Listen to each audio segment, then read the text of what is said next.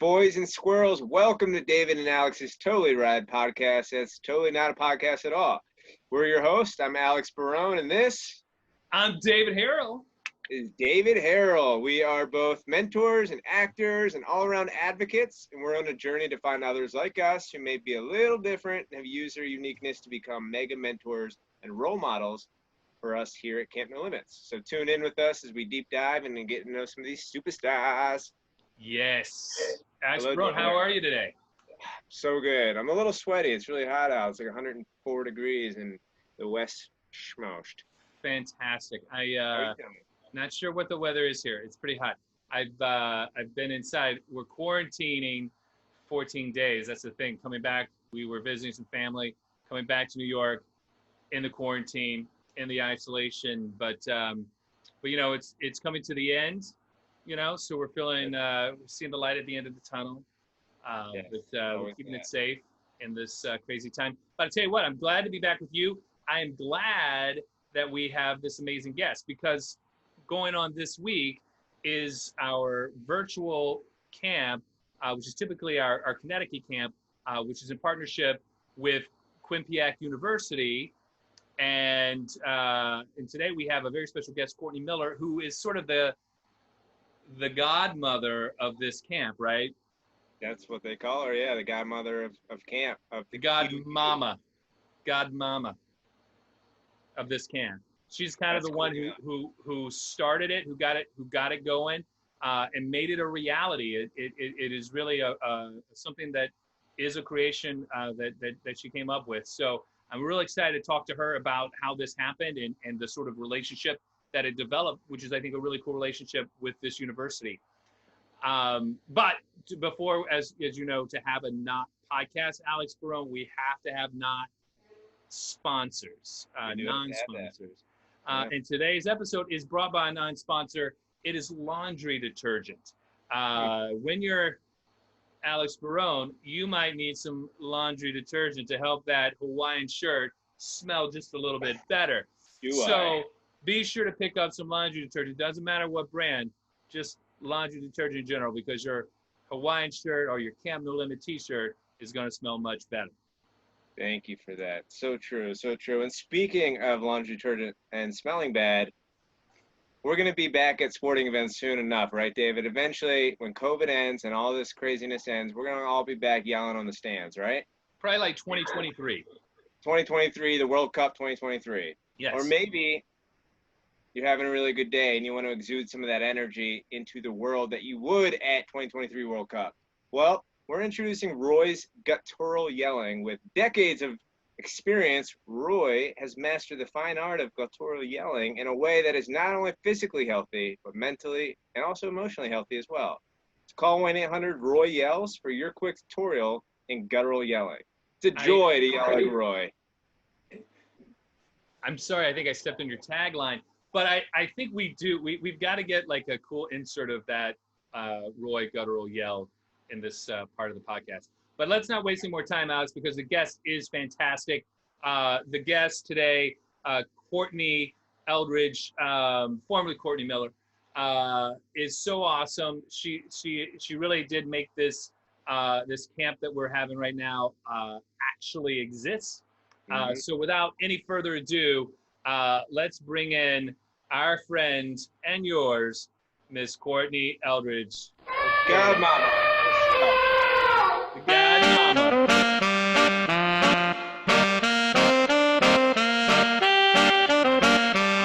There she is. Hey,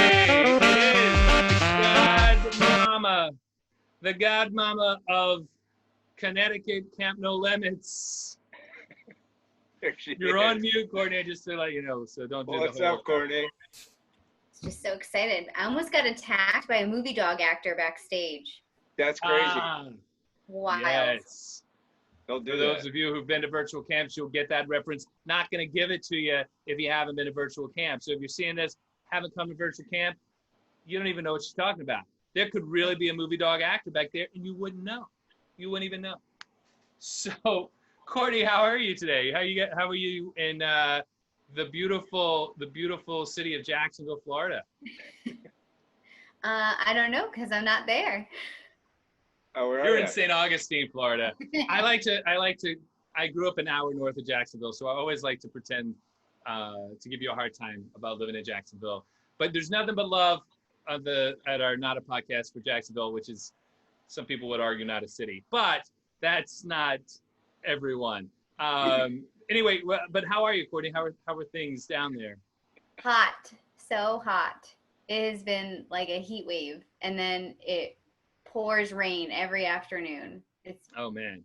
It's definitely hurricane season. It's not Yeah. sandy beaches with a nice breeze like your background. It is.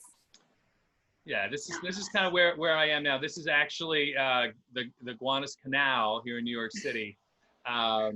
It's so beautiful this time of year. So beautiful. The Gowanus Canal is so beautiful this time of year. I mean, Alex does have like a real live, like, floral cactus. Is it? I live in Hollywood. Every La La Land is all fake. Is it real? Is it even real? Is it? We don't know. It could be. There could be. You could have like a boy grip back there going like, "Hey, when's my break?" My boy grip is also another movie dog actor. It's the same person. Right. We got like all these movie dog actors like holding like, sound mics. Boom. That's a boom thing. It's not even a. Isn't it a boomstick? So yeah, I don't know what I'm talking about. So, Courtney, to get into this podcast, Alex and I had this idea because we've had these virtual camps, because I don't know if you've heard, there's a thing called COVID-19, kind of a big thing, kind of a big deal. And it caused our camps to not be able to happen this year. So we're able to do some virtual camps, which has really been a fun way to connect as a community and as a family. And I had this idea, why not use this opportunity, this platform, for us to get to know more of our mentors, more of our volunteers, more of the folks who are really involved in camp, because we have these camps around the country. Sometimes our mentors and volunteers don't get to come to every single camp. So there may be certain camps that folks have been to and they haven't been able to meet some of these amazing people that work with us. So I had this idea of having a silly kind of thing. And because we're all on Zoom, I decided to call it Not a Podcast, because it's like a podcast, but it's certainly not, because it's just a Zoom meeting. And that Alex and I could wear floral shirts and be silly. But today we're talking to you because this is a pretty exciting time. This week we are having our virtual Connecticut camp. So I do want, you have a very special connection to that, and we'll get to that in a little bit. But for folks who haven't had an opportunity to meet you, can you tell us a little bit about you, kind of where you grew up, what life was like for the young Courtney Miller? I would love to. I grew up in Rhode Island, the smallest state with the longest name, if you didn't know that. It's actually called the State of Rhode Island and Providence Plantations, which I'm very excited about that name. No one ever knows it. I grew up with my parents and my older sister, who just had my second nephew a couple of weeks ago. So now I'm an auntie to 3. And we had a black lab growing up, and my family played a lot of basketball. Between my sister and me, we traveled all up and down the East Coast playing AAU basketball in every city I can think of, especially in New England, all over New England. We used to go on vacations just to play basketball. Like, that's how excited about basketball that we were. I live in a town that a couple hundred years ago used to be a big apple orchard. So all the different parts of town are still parts of that apple orchard. So some of them still have the trees from 100 years ago, which is really cool. And one of them is right by my house, and they make the best apple pie you've ever had in your life, as well as apple cider donuts, dog treats that are apple flavored. I've never tried one, but that's what they say. I'm not going to try it just to see if they're lying or not. I do think Alex will take you up on that. Alex, 100%. 100%. Just to clear that up. The dog treat, not the donut. I'll mail you one next fall. So Courtney, did you play any other sports, or was basketball just sort of like the sole focus of what you Um, guys did? it was pretty much the sole focus, but when I got into middle school and I wanted to play more than one sport, I thought, how can I pick another sport that would make me better at basketball? Because that's how excited about basketball I was. So I decided to run cross country, which was nothing like basketball, but I thought it would get me in shape for it. And then I ran track in the spring because I kind of ended up enjoying cross country too. So trying to get back into running now. It's not as easy as it was in middle and high school though. Right. Harder to find that motivation. Yeah. So you were really athletic growing up, Courtney. Is that what kind of inspired you to pursue physical therapy in the first place? Kind of. I everyone that I went to school with like had like a sports injury it seemed like, and that's why they got into physical therapy, but I just really liked people and working with people. Um and I just like healthcare because there's a lot of jobs out there in healthcare, and it's a field that is always available for jobs and a lot of variety of it. Um so I actually tried a couple different jobs I shadowed when I was in high school, an occupational therapist, a physical therapist, an athletic trainer. And I had the most fun with the physical therapist. I was like, I could do this. Um, I didn't realize how much work would go into doing that. So it was like 10 years later, I was like, oh, finally done with that. But it's good. I love being a physical therapist.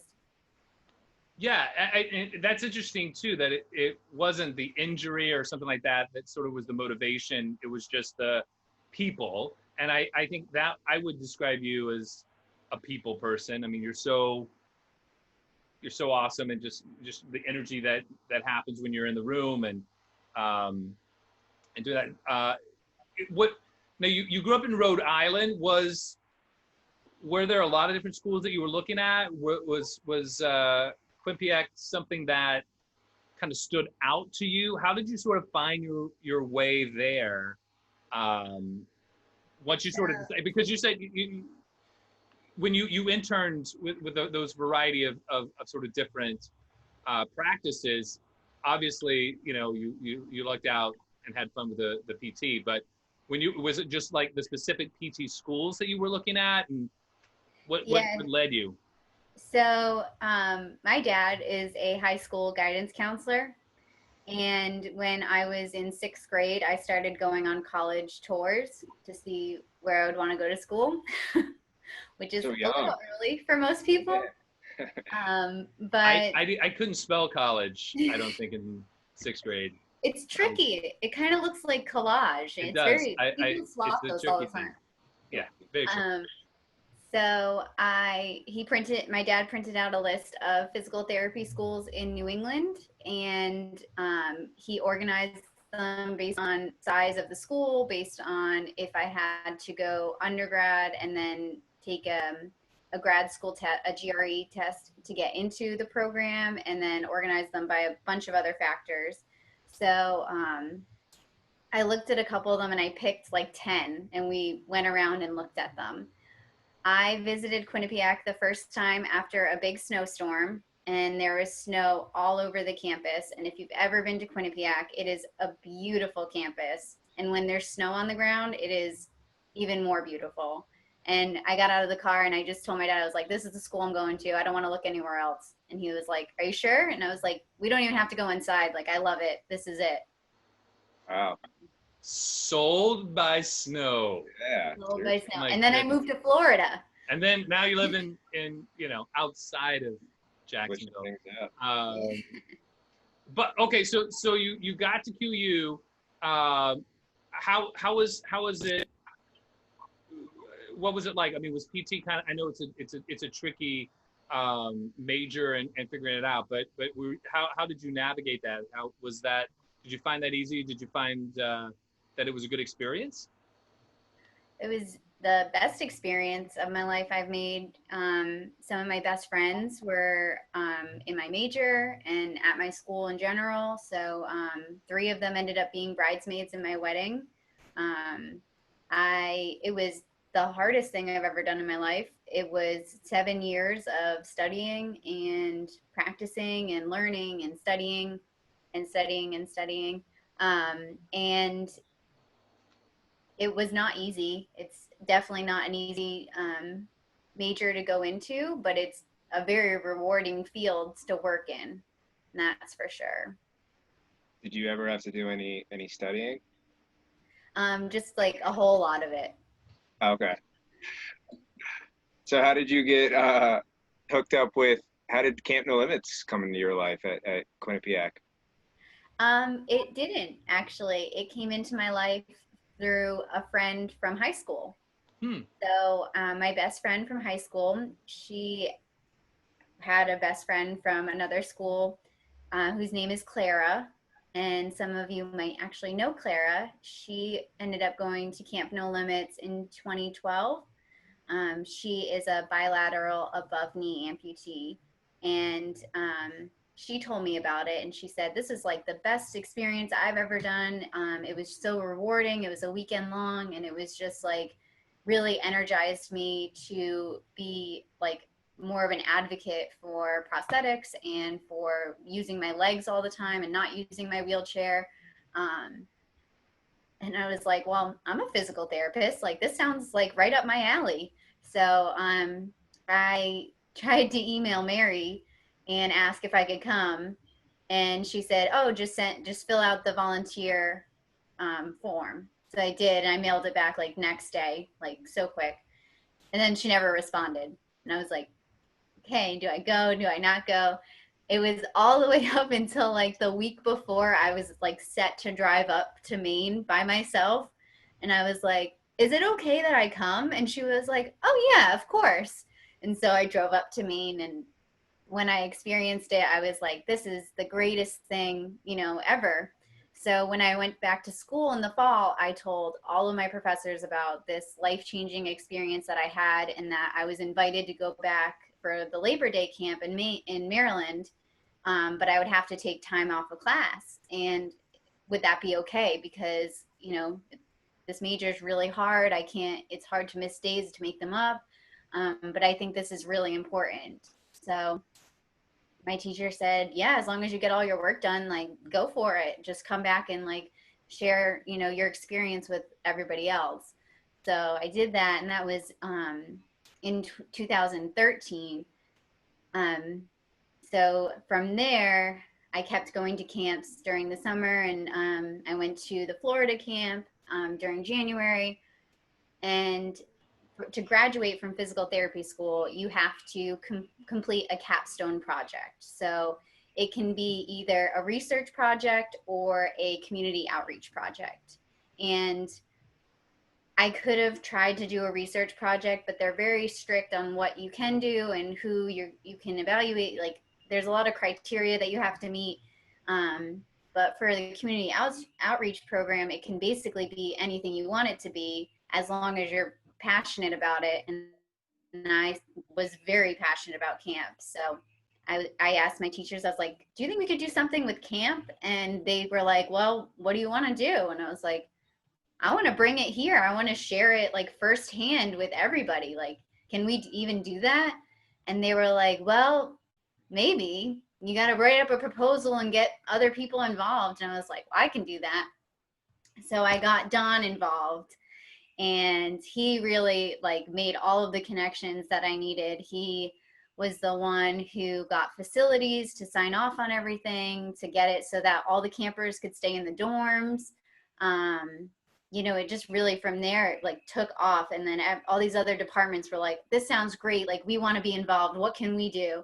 And then it ended up being like, we had too much help that first year. We didn't know what to do with everybody. We had way too many volunteers and not enough kiddos to go around. But that was kind of the growing pain. And I think from there, that enthusiasm from the students has not waned at all. And I mean, I'm so proud every time I see like what they come up with. They like keep making it their own. They add to it. They make it I think they make it better every year. When I go back, I'm like, wow, I didn't even think to do this. This is awesome. So I'm really proud of like, you know, our community and what we've done with it at Quinnipiac, but also what camp has done by partnering with the students. I think And you're that's right. why they call you the QU Godmama. God, mama. So Courtney, you were just talking about how each sort of class has sort of taken this thing on, and I mean, even you know, this week with the group sort of having to figure out like how do we adjust it and do it virtually, which is I think really interesting and really cool that they're having that experience. But what would you say about how it you number one, it affects you as a student, but also as these other students have come in and sort of made the kind of camp their own and brought more and more to it? How is that transcending into their own professional lives, and how do you think the legacy of that is continued on? Yeah, it's really it's like a big question.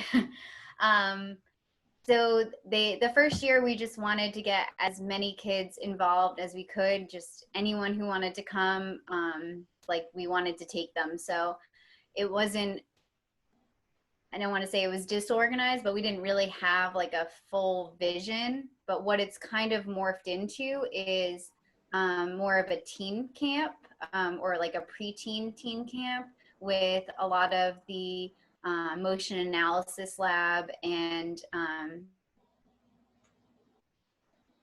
A Zoom hiccup, as we call them.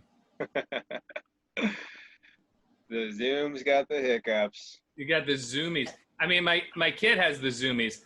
We just called it a Zoom hiccup. I don't think I'm going to edit that out because it's kind of like a Zoom hiccup. The worst part is I don't realize that I've frozen until like way longer, and then I'm like, I've just been talking to myself in my yeah. No. Story of my life. Everyone has done that. Like I do this all the time at our camp sometimes. But I'm sorry, Courtney, just to go back quickly, you were talking about it's sort of morphed into this sort of preteen sort of camp. I think what I really enjoy over the last few years is sort of like there's like a day kind of before camp for high schoolers, kids who are starting to get ready to go through this experience of college, that might not have seen snow on the ground and decided to go to school somewhere, but like coming into QU and having different departments of the actual university talk about student life, talk about applications, and talk about kind of how this college life is. I think that's such a great partnership in a way, because it allows us to present that information to families and to campers, and that's sometimes hard to get, you know, depending on the resources you might have at home.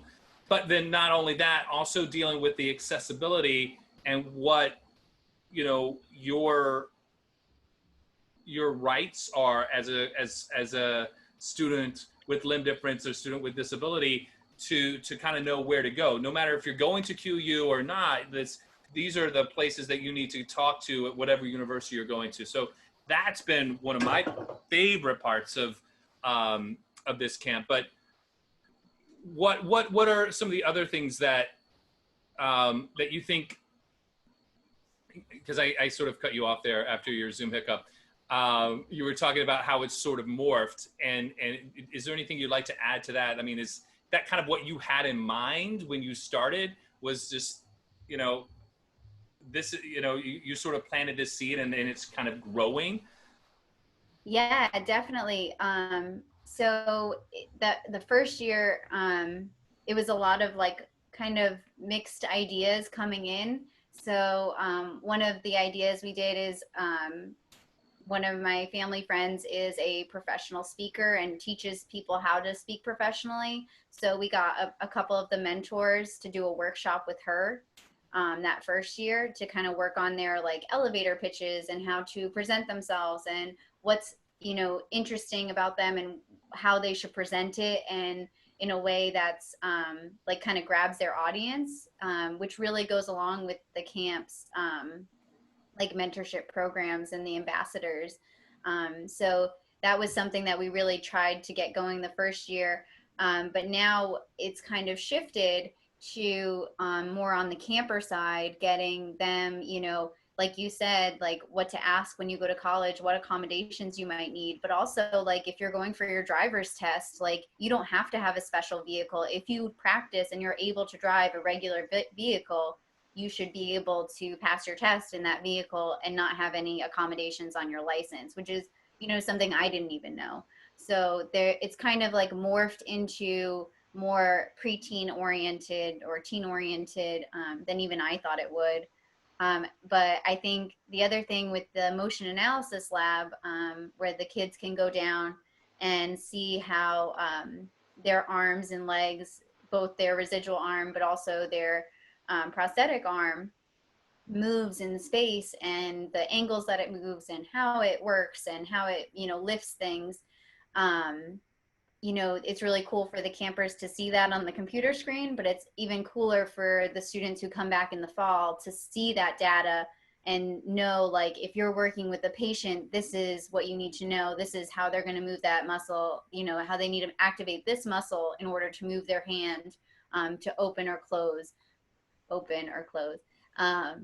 things like that. So it's not just educational on the side of the participants and the campers, but also on the other side for, the students who maybe didn't get selected to volunteer because it's very competitive. They can still learn a lot from the camp, even if they're not, at camp physically. Right. I think, and I think that's such an important thing. And what I think helps is this sort of partnership, right? Because the campers and the families are learning so much. They're getting a lot of support. They're getting a lot of it, education. But the education that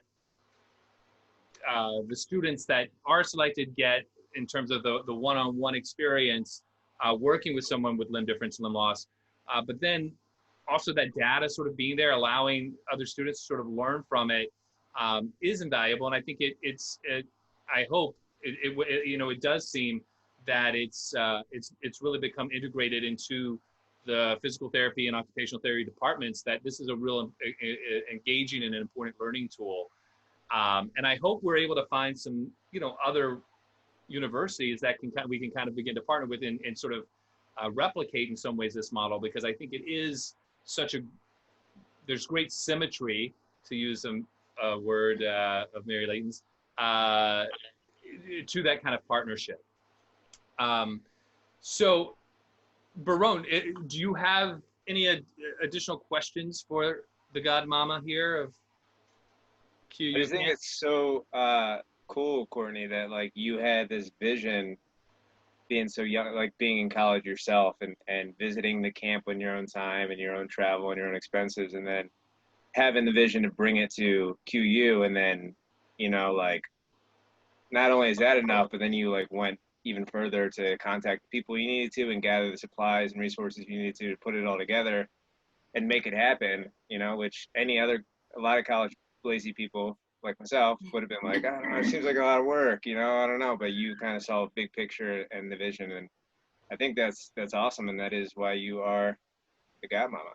And I think the whole college experience at QU it's so different than our camp at QU is different than all the other camps in such a positive, cool way, because it does bring in the education factor of our mission that much more because of the resources that Quinnipiac has with the driving and everything else they have. So I think it's so cool, and thank you.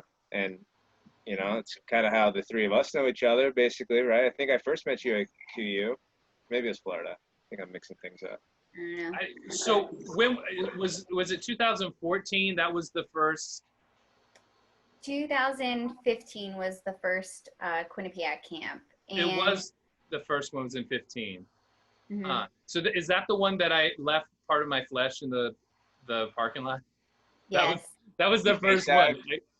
I ran down a hill and ran too fast and literally like landed palms That was up. nice of you to leave a little bit behind of you. I I left mean, a that makes pound you of a flesh, bobcat. perhaps. You're a bobcat for life now. You leave some It's- skin on the it's- campus.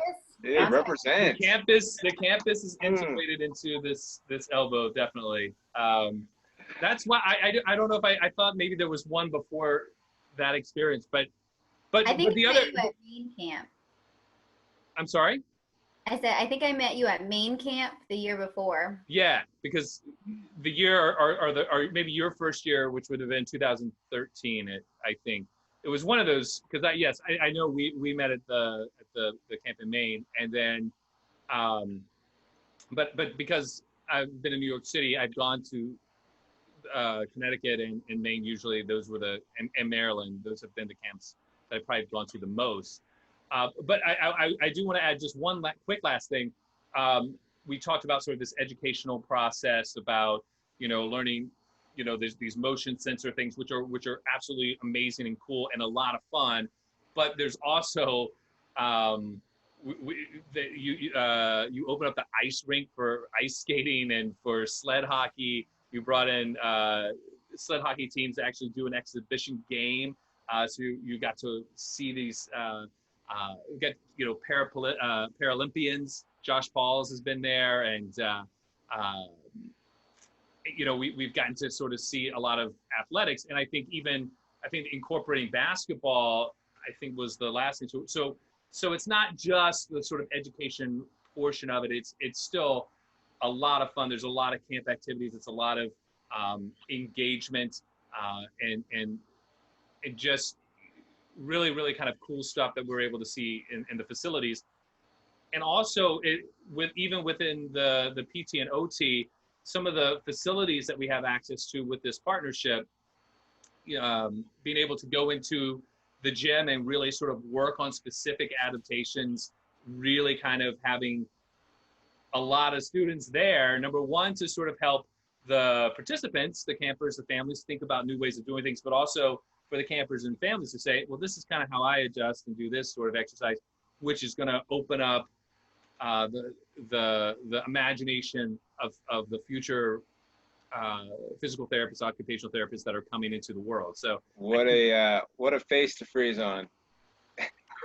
Oh my God, did I freeze? You did. You had And a then hiccup. you went like rapid fire with your comments. You were like David. You were like this. I know. It was hot. It's because I made fun of Jacksonville. That's it. I will say, like Alex, you saying like it was a lot of hard work on my end. I definitely couldn't have done it if I didn't have my two like teammates with me, Avani and Jen. They did a lot of the legwork. My roommate Taylor, she helped me a lot. Her dad actually, the first year we had a drive-in movie on the basketball court, and all the kids got to make their own like little cars out of cardboard boxes and design them. That's awesome. So she helped a lot. I think, camp is one of those things where people hear about how amazing it is and they just want to help and they want to be a part of that, amazing experience. And like everybody at Quinnipiac was like, this is something good that we want to be a part of. And, we want our name on this partnership because this is a good thing that we're doing for camp and it's a good thing that we're doing for our students. And it's actually a selling point that they have now. We're the only college in the country that does this. And, I think it really hit home like that it was a legacy when my dad, who's still a guidance counselor, had a student who said, I really want to go to Quinnipiac. They have this amazing Camp No Limits thing. And my dad was like, yeah, my daughter started that. And she was like, what? And he was like, yeah, like, look it up, like you can see. And she was like, that's unbelievable. Like, Full circle. Amazing. It is full circle. And we just have the Zoomy burps. Zoomy burps. The Zoomy burps so much. So it's like you're at a restaurant, certain cultures, it's not frowned upon. So I guess, certain interviews it's not frowned upon. But anyway, I think what you said, Courtney, is so amazing. And like we said, to talk about a legacy, I want to thank you for, number one, your time, just to chat and be silly with us. But number two, just what you've created, because you created a really wonderful and beautiful thing that exists in the world that is helping a lot of people in a lot of different ways and making the world a better place. So so thank you for that. Is there any last words that you would like to give to folks who might not know a lot about Camp No Limits, just in general? Any parting words? You should come check it out, even virtually, because it is an experience that you will never forget, and you'll make friends for the rest of your life, and you might even meet the love of your life, like I did. Oh, Courtney, thanks. Good thing David didn't hear that. Kidding, David. Yeah, that's true. That's true. That is the CNL marriage. It's pretty cool. So Courtney, I don't know, because even though you're super smart, you spent all these years studying, didn't do research to watch the podcast before you came on it. You may not know that we are supported, because this is not a podcast. We have not supporters of this podcast, so we are supported to bring this content to you. And again, this episode is being brought to you by light bulbs, because light bulbs, whether they're lighting, the lamp in your house, or they're lighting that street lamp in your neighborhood, light bulbs are here to make you safe. Alex, any other sponsors that we need to thank? I think the biggest one that we have that we haven't really mentioned yet is just oxygen. We live it, we breathe it, we are it, essentially.